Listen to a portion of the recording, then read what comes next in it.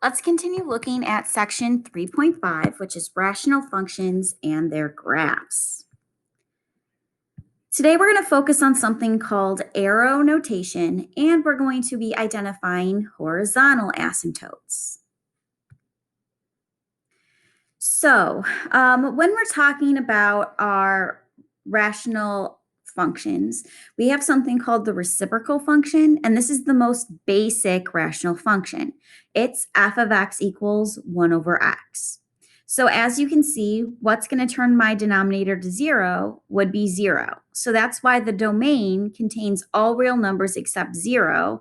And since I can't have 0 for my domain, that means that I have a vertical asymptote at x equals 0. So notice that on the essentially then the y-axis, I see that my graph is never going to touch or cross at the y-axis because that's my vertical asymptote. So let's talk about this arrow notation. So I'm going to take that picture from the last slide and I'm breaking it up into little chunks. So here I'm taking the left side of the vertical asymptote. So once again, my vertical asymptote is at x equals 0. So it's on the y-axis. So notice I'm looking at the left side of it. So that's why it says x approaches 0 from the left, because once again, 0 is that x value. I'm on the left-hand side of it. So notice that this table here is just showing me that I'm getting numbers from -1 and I'm getting closer and closer and closer to 0. Okay, that's why it's approaching 0. Notice that I'm plugging those numbers into that reciprocal function. So 1 divided by -1 is -1. 1 divided by -1/2 is -2. When I plugged in -0.1, I got -10, and so on and so forth. So notice that the values that I'm getting for f of x, which is essentially the second half of your ordered pair, so the y, notice that they're getting smaller and smaller and smaller. They're going more negative. So mathematically, from the table, we say x approaches 0 from the left, and looking at the f of x towards the vertical asymptote, they're decreasing. So we say f of x approaches -infinity. So a lot of what we're going to do is we're going to use arrow notation, which is in symbols. So this is how we would write this statement. So it says, as x approaches 0 from the left. So that's what this little negative sign means. It means that I'm looking at the left side of 0. Then f of x is approaching -infinity. So now let's look at the other side. So once again, here's my vertical asymptote at x equals 0. So the y-axis, notice that I'm on the right side. So the portion of my graph is on the right side of it. So now we're talking about x approaches 0 from the right. So as you can see, my x values are on the right-hand side, they're positive numbers. When I plug them into that reciprocal function, notice that the closer they are to 0, the bigger the number is. The farther away it is from 0, the smaller it is. So mathematically from the table, x approaches 0 from the right. And for the f of x, we say that f of x approaches positive infinity. So symbolically, once again, x approaches 0 from the right. So that's what this little plus sign means. So it means that we're looking at the right-hand side of that number. And then we know that f of x is approaching positive infinity. I usually write the plus sign. You can just write infinity. Okay, we'll know that it's positive if you don't have a negative sign in front. All right, so now let's look at the x values. Okay, so on the left side and the right side. So it says x increases without bound, meaning that when I'm looking at my x's, notice how like I'm going to the right and I'm getting bigger and bigger and bigger as I head to the right. So that's why I picked numbers like 1 and 10 and 100 and 1,000. So notice that when I plugged in those numbers, the bigger the x value got, the smaller the f of x got. On the left side, notice that when I'm picking negative numbers that are going farther and farther and farther to the left, as I plug them in, notice that once again, those numbers are getting smaller and smaller and smaller. So from these tables, it appears that as x increases or decreases without bound, so that means that we were focusing on the x values, so the x-axis, notice that those decimals were actually getting closer and closer to 0. So that's where these other two notations come from. So this time, x is approaching either positive infinity or negative infinity if it's going to the left and to the right. And so then it's telling me that my f of x is going to a particular number. So it's essentially backwards from the other two arrow notations that I talked about. So you're always going to have one portion of your arrow notation be either positive or negative infinity, and then the other portion is going to be talking about a particular number. All right, so once again, here's just the very basic definition of arrow notation. So we've got x, an arrow, a, and then a plus sign. So we say that x approaches a from the right. But if we have an x with an arrow and an a with a negative sign, then x approaches a from the left. And then, of course, we've got x approaching infinity and x approaching negative infinity. All right.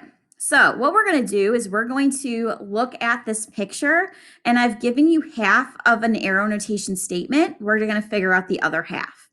So in problem number 1, it says as x approaches 3 from the left. Okay, so in this first example, I'm looking at x at 3. Well, x at 3 is right here. So essentially that means I'm looking at the vertical asymptote, but now it's saying 3 from the left. So that means I'm looking at the numbers that are smaller than 3. So getting smaller means I'm heading towards 2, towards 1, and all of that. Okay, but notice that what's happening on the left-hand side? Well, I see that my function is really right here. Okay, so notice that with the function being right here on the left-hand side, notice that the arrow for that function is pointing up. It's pointing up because it is going towards positive infinity. Okay. If I look then at the next example, it says as x approaches negative infinity. So when we're talking about x going to negative infinity, that means we're talking about the x-axis. So we're looking at moving farther and farther and farther to the left. So then I need to ask myself, okay, well, what's happening with the function? Well, notice that the function is right here. And notice that it's getting closer and closer to this dotted line that I have right below it. Okay, well, notice that what is that dotted line? Well, it's at this number, which is -1. So that's where the function is going to. It's going towards and getting closer and closer and closer to -1. All right, then in this last one, it says as x approaches 3 from the right. So once again, x is a number, it's 3. So that means I want to go to the x-axis at 3, which once again means that we're focusing on that vertical asymptote. And if we're looking at the right-hand side, notice that the function on the right looks like it is getting closer and closer to it, but it's pointing down. And if it's pointing down, that means it's heading towards negative infinity. So once again, notice that in number 1 and in number 3, I started with a number. So that meant that my answer had to be either positive or negative infinity. But in problem number 2, I started with infinity, or in this case, negative infinity, which meant that I was going towards a number. So it's always going to be one part of my arrow notation is a number and one part is infinity or negative infinity. Okay, so pause the video, see if you can figure out these 3 arrow notation statements. Okay, this is what we should have gotten. So notice that in this first one, we are looking at -3. And so -3 would be this vertical asymptote. Notice that we're talking then the left-hand side. So what's happening on the left side of it? Well, my function on the left side is right here. Notice that it has an arrow pointing up, so that's why I have positive infinity for my answer. In problem number 2, we're talking about x going to infinity. So x heading towards infinity means that we are moving farther and farther and farther to the right. Well, notice that my function as I'm moving to the right is right here. And notice that it is getting closer and closer and closer to 0. And then finally, in the last one, I'm talking about positive 3, which is right here. And I'm talking about the right-hand side. Well, on the right-hand side, my function is here. And notice that the arrow is pointing down, which is why it's heading towards negative infinity. All right, let's talk about horizontal asymptotes of rational functions. So it says use the graph on the right to determine what value of y is not in the range of the rational function f of x equals 1 over x. So once again, range deals with the y values. If I'm looking at my graph, notice that I see that, okay, my picture is touching, it's going to hit, it's going up. So it's going 1, 2, 3, 4, 5. So it's heading up. Notice that my graph is going down. So it's going -1, -2, -3, -4, -5. Okay. But notice that for both of them, they happen to curve off here. Notice how they never actually touch the x-axis. And so because they never touch the x-axis, that means that it's never going to have a value for y to be 0. Okay, so that means that my horizontal asymptote is going to be 0. Now, because it is then technically a horizontal line, our horizontal asymptote is going to be y equals 0. Okay, so since 0 is not in that range, the horizontal line is at y equals 0. This becomes the horizontal asymptote of the graph. All right, so let's talk about locating horizontal asymptotes. So it says let f be the rational function given by this big definition. So essentially, once again, think about it as we had our definition. It was P of x divided by Q of x, where those are rational or where they're polygons. So notice that the numerator, we're talking about from the biggest exponent of n going to, like, if n was 4, then I'd have 3, then 2, then 1, then 0. Okay, so that's what it's talking about. It's a polynomial in standard form on the top. Notice that same idea in the denominator, but obviously it has to be different. I don't want the top and the bottom to be the same exact polynomial. Notice that I never want my lead coefficients to be 0, okay? Because if those lead coefficients are 0, well, then we obviously don't have the highest degree that we're talking about, okay? So it says the degree of the numerator is n, the degree of the denominator is m. There's different scenarios then by looking at the function to determine what type of horizontal asymptote you have. So let's look at those. If n is less than m, so if n is, say, 2, m would have to be 3 or 4 or 5 or something like that, then our horizontal asymptote is going to be on the x-axis, or y equals 0. If m and n are equal, so if they're the exact same degree, then what we do to determine our line for the horizontal asymptote is we take the lead coefficients and we divide them. So a sub n divided by b sub m. So dividing those lead coefficients would give me the line that I'm looking for the horizontal asymptote. If n is greater than m, so if the degree in the numerator is greater than the degree in the denominator, then there is no horizontal asymptote. So those are our three scenarios. Either we have y equals 0 because the degree on the bottom is bigger. We have 2 degrees that are equal, so we'll divide the lead coefficients. Or if the numerator degree is bigger, then we have no horizontal asymptote. All right, so using those 3 scenarios, let's find the horizontal asymptote, if any, of these rational functions. So in the first one, f of x equals 9x squared divided by 3x squared plus 1. So notice that we need to look at the degree of our polynomials. I see that I have degree 2 on the top and I have degree 2 on the bottom. So because they are the same exact degree, it follows the situation that m equals n. So to find our horizontal asymptote, what we do is we are going to divide the lead coefficients. So the lead coefficient in the numerator is 9. In the denominator, it would be 3. So notice that 9 divided by 3 is 3. So y equals 3 is my horizontal asymptote. If I look at the second example, g of x equals 9x divided by 3x squared plus 1. I see that the degree in the numerator is technically a 1. The degree in the denominator is 2. So n is less than m. So the degree in the denominator is bigger. So that tells us that my horizontal asymptote is y equals 0. In this third example, h of x equals 9x cubed divided by 3x squared plus 1.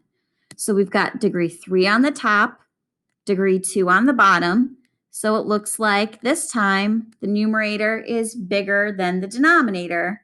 That means that we have no horizontal asymptote.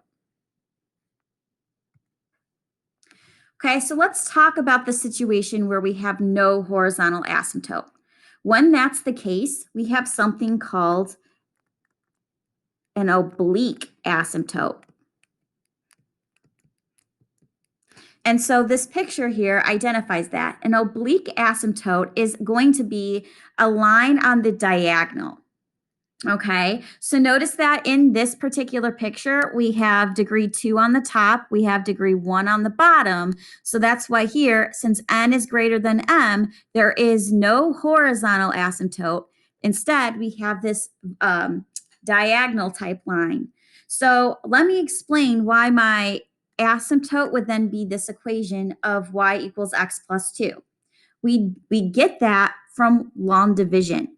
So if I take x minus 3 and I divide that by the x squared minus x plus 2.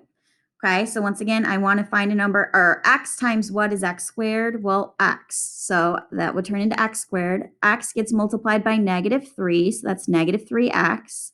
I would subtract both of the columns. That gets rid of this first column. I'm subtracting a negative, which would change that to positive. Negative x plus 3x is 2x. I'd bring down the 2. Repeat the process. 2 times x is going to get me 2x. And then 2 times negative 3 is negative 6. I'd add those up and I get negative 4. I can't bring down another number, so I have to subtract. So I subtract that, so that's not negative 4, that's actually positive 8. And so then notice that I do have a remainder, so technically the rest of my polynomial would be plus 8 over x minus 3. But notice that the first portion and not the remainder is what the oblique is. And the reason why we ignore the remainder is because as I'm continuing to go to the right, as x continues to get bigger, notice if I was to plug in a number for x in my denominator that keeps getting bigger and bigger and bigger, like if I plugged in the number 1,000, I'm taking 8 and I'm dividing it by really 997. That's going to be such a small number as I continue to get bigger and bigger and bigger. So as x is approaching infinity, the remainder turns to 0.